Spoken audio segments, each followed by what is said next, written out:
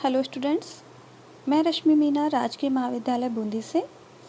आज हम लोग डिस्कस करेंगे पार्थेनोजेनेसिस या एनिसिक जनन की प्रक्रिया। यह जो टॉपिक है यह आपके सिलेबस में जो आपका पेपर 3 है डेवलपमेंट बायोलॉजी, इसकी 2nd यूनिट से लिया गया है। तो जैसा कि आप सभी जानते हैं कि अधिकतर जो जंतु होते हैं इनमें प्रजनन का जो प्रमुख रूप होता है वह होता है सेक्सुअल रिप्रोडक्शन की प्रक्रिया। जो पार्थेनोजेनेसिस है यह एसेक्सुअल रिप्रोडक्शन का ही एक फॉर्म है। पार्थेनोजेनेसिस के बारे में अगर हम बात करें तो यह जो शब्द है यह ग्रीक भाषा से लिया गया है। ग्रीक लैंग्वेज में इसे 2 वर्ड से मिलकर के यह बना हुआ है। एक तो है पार्थेनोस और दूसरा है जेनेसिस। पार्थेनोस जो वर्ड है इसका मीनिंग होता है वर्जिन, वहीं जेनेसिस जो वर्ड है इसका मीनिंग होता है ओरिजिन। तो वर्जिन जो ओरिजिन होता है उसे पार्थेनोजेनेसिस कहते हैं। पार्थेनोजेनेसिस की जो प्रक्रिया है इसको सर्वप्रथम 18वीं शताब्दी में चार्ल्स बोनेट के द्वारा डिस्कवर किया गया था। इनके अनुसार इन्होंने जो परिभाषा दी, इनके अनुसार जो पार्थेनोजेनेसिस की प्रक्रिया है इसमें मादा युग्मक बिना नर युग्मक के योगदान के ही भ्रूण में परिवर्धित होता है। यह डेफिनेशन जो चार्ल्स बोनेट थे इनके द्वारा दी गई। इसके अलावा एक साइंटिस्ट हुए जैकब लोएब, इन्होंने सबसे पहले जो आर्टिफिशियल पार्थेनोजेनेसिस है इसे देखा। इन्होंने क्या किया कि कुछ जो फ्रॉग के एग थे इनको निडल से प्रिकल किया और निडल से छिद्रित करने की वजह से इन्होंने देखा कि जो ये एग थे ये नॉर्मल एम्ब्रियो में डेवलप हुए। तो इस तरह से इन्होंने सबसे पहले जैकब लोएब ने कृत्रिम एनिसिक जनन का पहला केस इनके द्वारा देखा गया। जो पार्थेनोजेनेसिस की प्रक्रिया है जैसा कि मैंने अभी बताया है, ये क्या है, एसेक्सुअल या अलैंगिक जनन का ही एक नेचुरल फॉर्म होता है। इसमें बिना स्पर्म द्वारा निषेचन के ही एम्ब्रियो का ग्रोथ व डेवलपमेंट होता है। पार्थेनोजेनेसिस के द्वारा जो पार्थेनोजेनेसिस की जो प्रक्रिया है अगर हम इसको देखें तो मेनली यह जो लोअर प्लांट्स होते हैं इनके अंदर इनवर्टिब्रेट एनिमल्स जैसे रोटिफर्स, एफिड्स एंड वास्प और बीज में देखने को मिलती है। वहीं कुछ हायर जो वर्टिब्रेट्स हैं उनमें भी ये पार्थेनोजेनेसिस की प्रक्रिया हमें देखने को मिलती है। यहाँ पे हम एक जो दूसरा शब्द है उसके बारे में बात करेंगे जिसको कभी कभी पार्थेनोजेनेसिस के साथ कंफ्यूज किया जाता है।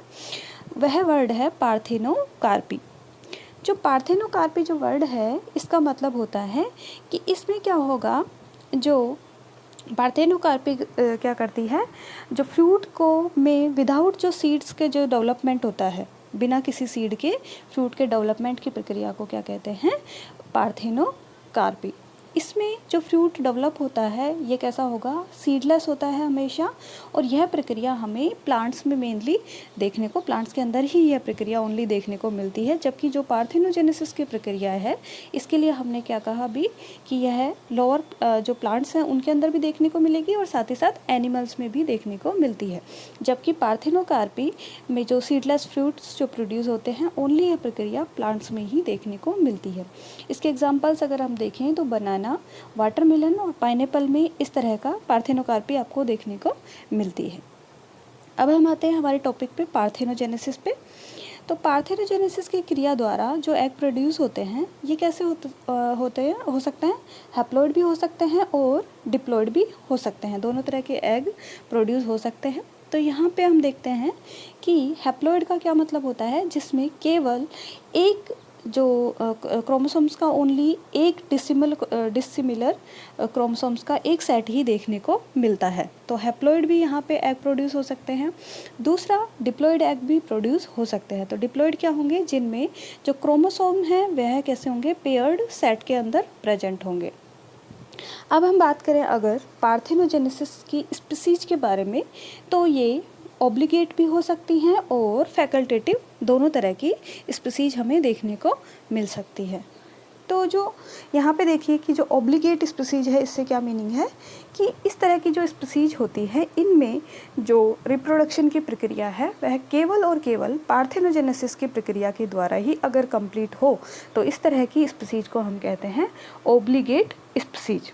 वहीं दूसरी ओर अगर जो रिप्रोडक्शन की प्रक्रिया है इसमें पार्थेनोजेनेसिस के साथ साथ अगर हमें सेक्सुअल रिप्रोडक्शन भी देखने को मिले तो इस तरह की स्पीसीज को हम कहते हैं फैकल्टेटिव स्पीसीज। अब जो फैकल्टेटिव स्पीसीज होती है इनमें कौन सी प्रक्रिया अपनाई जाएगी रिप्रोडक्शन के लिए, पार्थेनोजेनेसिस अपनाई जाएगी या सेक्सुअल रिप्रोडक्शन अपनाया जाएगा, यह डिपेंड करता है कि वह स्पीसीज किस तरह की एनवायरमेंटल जो कंडीशंस हैं उनमें सर्वाइव कर रहा है। तो यह जो प्रक्रिया का जो निर्धारण है यह डिसाइड किया जाएगा कि किस तरह की जो वातावरणीय परिस्थितियाँ जिनमें जीव पाया जा रहा है उसके ऊपर निर्भर करेगा। अब अगर हम देखें स्पीसीज के बारे में तो लगभग 2000 से ज़्यादा जो स्पीसीज हैं उनमें पार्थेनोजेनेसिस की प्रक्रिया हमें देखने को मिलती है। पार्थेनोजेनेसिस की प्रक्रिया दो प्रकार पाए जाते हैं। एक तो होता है कृत्रिम अनिषेक जनन या आर्टिफिशियल पार्थेनोजेनेसिस और दूसरा होता है नेचुरल पार्थेनोजेनेसिस या प्राकृतिक अनिषेक जनन। सबसे पहले हम पढ़ेंगे आर्टिफिशियल पार्थेनोजेनेसिस या कृत्रिम अनिषेक जनन की प्रक्रिया को। यह जो प्रक्रिया होती है एनिमल्स में अगर हम बात करें तो एनिमल्स जिनमें लैंगिक प्रजनन पाया जाता है कृत्रिम रूप से भी इनमें इस तरह के एग में बिना स्पर्म के योगदान के इनको स्टिमुलेट करके परिवर्धित किया जा सकता है। ये जो स्टिमुलेशन की प्रक्रिया है यह दो तरह से हम देख सकते हैं, हम केमिकल मीन्स से और फिजिकल मीन्स से इस तरह की प्रक्रिया देखने को मिलती है। अगर साइंटिस्ट का नाम यहाँ पे देखा जाए तो R Hertwig, T H. Morgan, Mead और अन्य जो कुछ साइंटिस्ट थे इन्होंने बताया कि उपयुक्त उपचार के द्वारा जो सी अर्चिन जो समुद्री अर्चिन जो होती है इसके एग को अनिषेक जननीय परिवर्धन के लिए उत्परिवर्तित किया जा सकता है तथा सामान्य लार्वा यहाँ पे उत्पन्न किया जा सकता है। तो यहाँ पे जो सबसे पहले जो साइंटिस्ट हुए हमने अगर हम देखें उनके नेम तो आर हर्टविग, टी.एच. मॉर्गन और मीड, इन्होंने क्या कहा कि जो सी अर्चिन का जो एग है इसको अगर हम स्टिमुलेट करें तो इससे क्या हो सकता है, सामान्य लार्वा उत्पन्न किया जा सकता है। इसके बाद में कुछ साइंटिस्ट हुए जैसे डेलेंग व बेटेलोन और अन्य कुछ साइंटिस्ट ने इस खोज की पुष्टि की और बताया कि जो सी अर्चिन, स्टारफिश, एनेलिड्स और मेंढक में आदि जो प्राणी हैं इनमें अंडों में आर्टिफिशियल पार्थेनोजेनेसिस की प्रक्रिया के द्वारा इनमें एम्ब्रियो का विकास किया जा सकता है। जो मैमल्स हैं इनके एग में भी कृत्रिम अनिषेक जनन के द्वारा परिवर्धन करने का, डेवलपमेंट करने का प्रयास अभी किया जा रहा है, रिसर्च की जा रही है, लेकिन इसमें अभी तक मैमल्स में इस तरह की कोई सफलता हमें देखने को नहीं मिलती है। कृत्रिम अनिषेक जनन की जो प्रक्रिया है अभी मैंने बताया था इसमें हैप्लॉइड और डिप्लॉइड दोनों तरह के एग देखने को मिल सकते हैं। जो अनिषेक जनन का अगुणित प्रकार का या द्विगुणित प्रकार का होना, उत्प्रेरण के समय स्टिमुलस जब दिया जाएगा उस समय एग की क्या मैच्योरेशन स्टेज होगी, क्या परिपक्वन अवस्था होगी, इस पर निर्भर करेगा। अब यहाँ पे हम अगर कारकों की बात कर लेते हैं सबसे पहले कि कौन कौन से कारक यहाँ पे जो फैक्टर्स हैं ये आर्टिफिशियल पार्थेनोजेनेसिस के में अपना योगदान देते हैं, किस तरह से स्टिमुलस प्रदान करते हैं। तो सबसे पहले हम बात करें अगर फिजिकल जो स्टिमुलस हैं इनके बारे में, हम भौतिक जो उत्प्रेरण हैं इनको देख लेते हैं। तो भौतिक उत्तेजना के द्वारा अंड को इस प्रक्रिया में भौतिक उत्तेजना के द्वारा अंड का अनिषेक जनन द्वारा परिवर्धन किया जाता है। अब इसमें क्या क्या चीज़ें की जाती है, सबसे पहले है कि टेम्परेचर चेंज के द्वारा। यहाँ पे टेम्परेचर में क्या किया जाता है, एग को जिस भी कंडीशन में रखा जा रहा है वहाँ पे टेम्परेचर का सडन चेंज किया जाता है।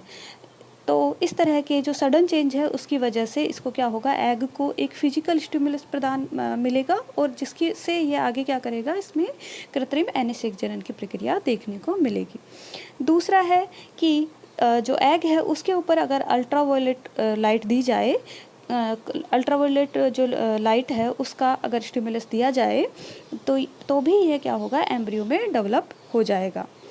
थर्ड है यहाँ पे इलेक्ट्रिक शॉक की हेल्प से भी, जो इलेक्ट्रिक झटके हैं इनके द्वारा भी हम क्या कर सकते हैं, एग से एम्ब्रियो अनिषेक जनन, एग में अनिषेक जनन की जो प्रक्रिया है उसको उत्प्रेरित कर सकते हैं। इसके अलावा यहाँ पे हम जो एग है उसको निडल के द्वारा अगर प्रिकल किया जाए तो भी हमें क्या देखने को मिलेगा, यहाँ पे अनिषेक जनन की प्रक्रिया देखने को मिलेगी। अब दूसरा यहाँ पे अगर फैक्टर देखें हम, जो आर्टिफिशियल पार्थेनोजेनेसिस है, इसके स्टिमुलस की हम बात कर रहे हैं, तो इसमें जो सेकंड फैक्टर है वह है केमिकल्स के द्वारा कैसे, जो रसायन है उसके द्वारा कैसे उत्प्रेरण दिया जाता है। तो जो एग हैं इनको रासायनिक पदार्थों की क्रिया द्वारा भी कृत्रिम अनिषेक जनन को इनमें उत्प्रेरित किया जाता है। तो इसके एग्जांपल्स हैं यहाँ पे रसायन के, जैसे क्लोरोफॉर्म के द्वारा किया जा सकता है, यूरिया और सुक्रोज के द्वारा किया जा सकता है। फैट सॉल्वेंट की अगर हम बात करें, वसा अम्लों की अगर हम बात करें, तो butyric acid, oleic acid, lactic acid के द्वारा अनिषेक जनन की क्रिया को उत्प्रेरित किया जा सकता है। ये जो थे ये एसिड्स थे। इसके अलावा जो ब्लड सीरम है इसके द्वारा भी एग को स्टिमुलस प्रदान किया जा सकता है।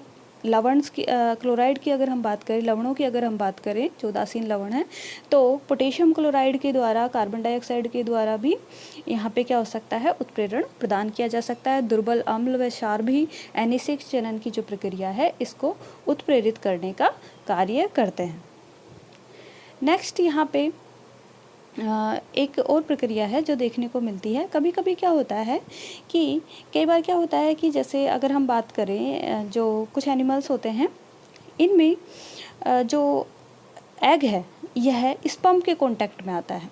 तो स्पर्म क्या है, यहाँ पे जिस स्पर्म से कांटेक्ट में आ रहा है ये स्पर्म सेम स्पीसीज का ना होकर के डिफरेंट स्पीसीज का है। तो इस तरह के केस में क्या होगा कि फर्टिलाइजेशन, जो सेक्सुअल जो हम देखते हैं रिप्रोडक्शन की प्रक्रिया, उसमें क्या होता है कि एग स्पर्म के कांटेक्ट में आता है और फर्टिलाइजेशन होता है। लेकिन यहाँ पे जो स्पर्म है वो क्या है, किसी और स्पीसीज का है, तो यहाँ पे फर्टिलाइजेशन की प्रक्रिया नहीं मिलेगी। लेकिन यह जो स्पर्म की उपस्थिति है ये क्या करेगी, एग को स्टिमुलेशन प्रदान करेगी और इससे क्या होगा कि जो एग है इसमें एम्ब्रियो का डेवलपमेंट होगा।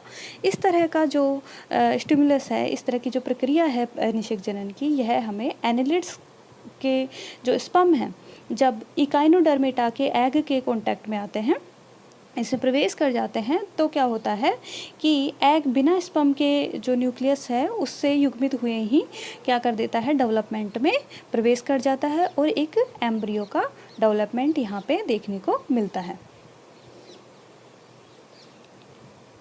तो आज का जो लेक्चर है इसमें हमने मेनली डिस्कस किया कि पार्थेनोजेनेसिस की प्रक्रिया क्या होती है। पार्थेनोजेनेसिस की प्रक्रिया को हम समझेंगे कि जिसमें अनफर्टिलाइज्ड एग से एम्ब्रियो का डेवलपमेंट होता है। सेक्सुअल रिप्रोडक्शन में क्या होता है, फर्टिलाइज्ड एग से एम्ब्रियो का विकास होता है। तो पार्थेनोजेनेसिस में यह देखा हमने, parthenogenesis Greek word पार्थेनो plus genesis से मिलकर के बना हुआ होता है। चार्ल्स पोनेट जो साइंटिस्ट थे उनके बारे में हमने बात की, जैकब लॉयब के बारे में हमने बात की, और यहाँ पे हमने देखा कि किन में यह देखने को मिलता है, प्लांट्स के अंदर, जो लोअर प्लांट्स हैं इनमें, इन्वर्टिब्रेट एनिमल्स में, रोटीफर, एफिड, एंट, वास्प और बीज के अंदर यह देखने को मिलता है। वहीं कुछ हायर जो वर्टिब्रेट्स हैं इनके अंदर भी देखने को मिलता है। पार्थेनोजेनेसिस के दो प्रकार हमने पढ़े, आर्टिफिशियल पार्थेनोजेनेसिस और जो नेचुरल पार्थेनोजेनेसिस की प्रक्रिया है यह हम पढ़ेंगे, जो अगला लेक्चर होगा इसके अंदर पढ़ेंगे। आर्टिफिशियल पार्थेनोजेनेसिस में हमने देखा कि यहाँ पे क्या होगा, कुछ कृत्रिम कारणों के द्वारा क्या किया जाता है, एग को स्टिमुलस प्रदान किया जाता है कारकों द्वारा, और इससे एग एम्ब्रियो में डेवलप हो जाता है। ये कारक हमने देखे फिजिकल प्रकार के हो सकते हैं, भौतिक प्रकार का उत्प्रेरण दिया जा सकता है या फिर रासायनिक प्रकार का उत्प्रेरण दिया जा सकता है। फिजिकल में जो भौतिक उत्प्रेरण है इनमें हमने देखा कि टेम्परेचर के चेंज के द्वारा, अल्ट्रावायलेट लाइट के द्वारा, इलेक्ट्रिक शॉक के द्वारा और जो सुई है उसके द्वारा छिद्रित करने पर भी एग क्या होता है, एम्ब्रियो में डेवलप हो जाते हैं। नेक्स्ट हमने देखा यहाँ पे जो केमिकल्स हैं, रसायन हैं, इनके उत्प्रेरण के द्वारा भी क्या होता है, जो अनफर्टिलाइज्ड एग है ये क्या होंगे, एम्ब्रियो के अंदर इनका विकास हो जाएगा। तो ये जो उत्प्रेरण थे इनके बारे में हमने देखा कौन कौन से उत्प्रेरण हैं। क्लोरोफॉर्म है, यूरिया सुक्रोज है, फैट सोलवेंट्स हैं, वसाम्लों की अगर हम बात करें तो butyric acid, oleic acid, lactic acid के बारे में हमने बात करी। वहीं कुछ उदासीन लवण जैसे पोटेशियम क्लोराइड भी के कार्बन डाइऑक्साइड, पोटेशियम क्लोराइड तथा कार्बन डाइऑक्साइड के द्वारा भी जो एग है इसको उत्प्रेरण प्रदान किया जा सकता है। तो आज की क्लास के लिए बस इतना ही। जो नेक्स्ट हमारी क्लास होगी इसमें हम नेचुरल जो पार्थेनोजेनेसिस की प्रक्रिया है, प्राकृतिक एनिसेक जनन, वह प्रक्रिया जिसमें जो एनिमल्स होते हैं उनकी लाइफ साइकिल में नेचुरली ही एनिसेक जनन की प्रक्रिया देखने को मिलती है।